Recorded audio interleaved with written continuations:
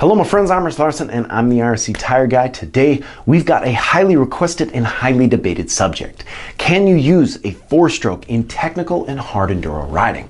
Well, I'm here to set the record straight and answer this question, or at least do what I do best and ramble for 5 to 10 minutes, leaving you with more questions than answers. So for all of you, myself included, that hate to hear me talk, I'll start with my simple answer. Yep. They work good.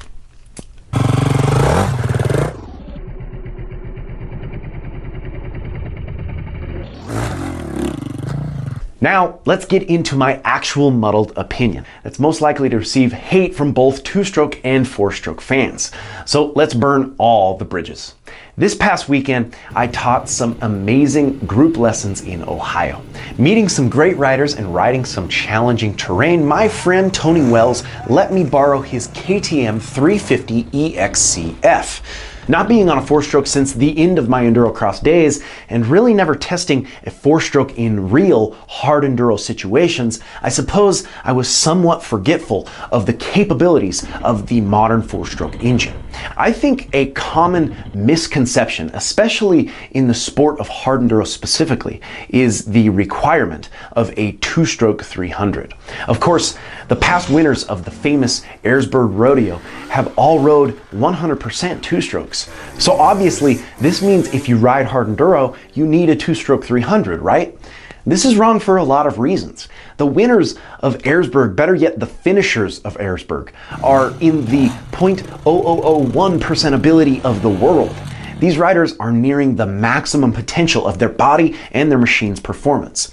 The first point I want to make is the other 99.9% of riders are nowhere near these athletes. And honestly, I'm not 100% convinced that it's impossible for one of these athletes to win Ayresburg on a 4-stroke.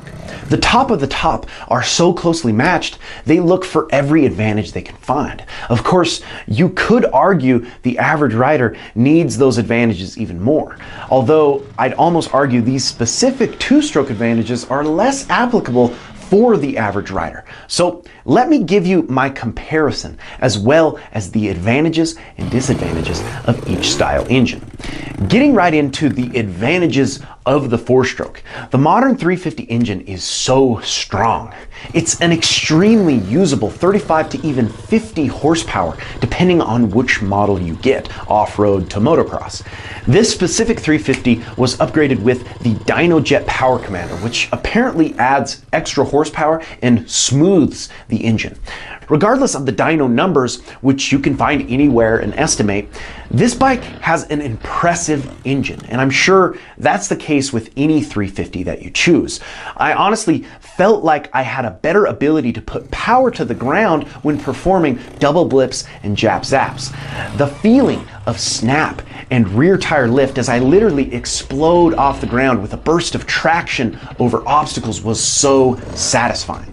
There's not many 2-stroke motors that have the same snap and grunt mixed with the traction.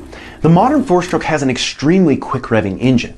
The RPMs increase and decrease so much faster than a 2-stroke. It did take a bit of adjusting in being smoother with my input of throttle, but at times gives you an even more precise feel of input throttle and output of power. This makes the machine a blast to ride, plain and simple. Honestly, if I rode more fast technical single track, which I think the majority does, I'd probably choose the 350 over any 2-stroke. Sorry, 2-stroke fans. That being said, continuing the subject of power, let's talk the all-important traction. Hard enduro is all about traction and momentum. The 350 has its highs and lows. Of course, a modern 4-stroke has a more tractable mid-power due to the longer, broader power curve.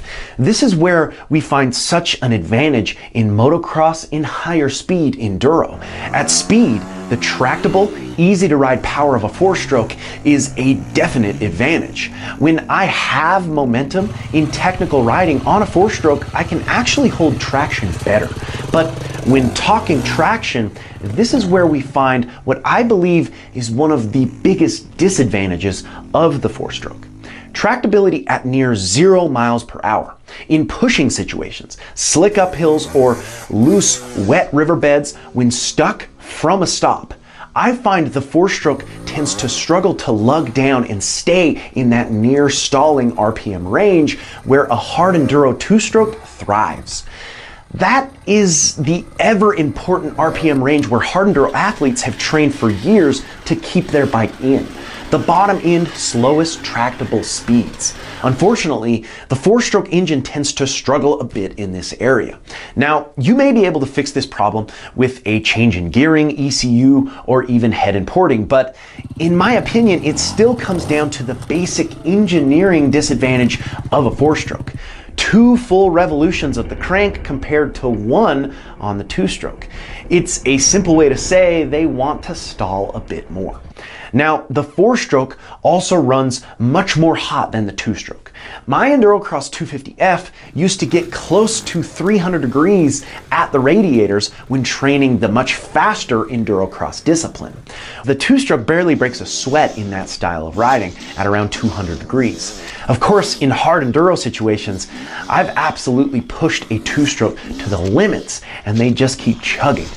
Whereas with a 4-stroke, that could be a big deterrent.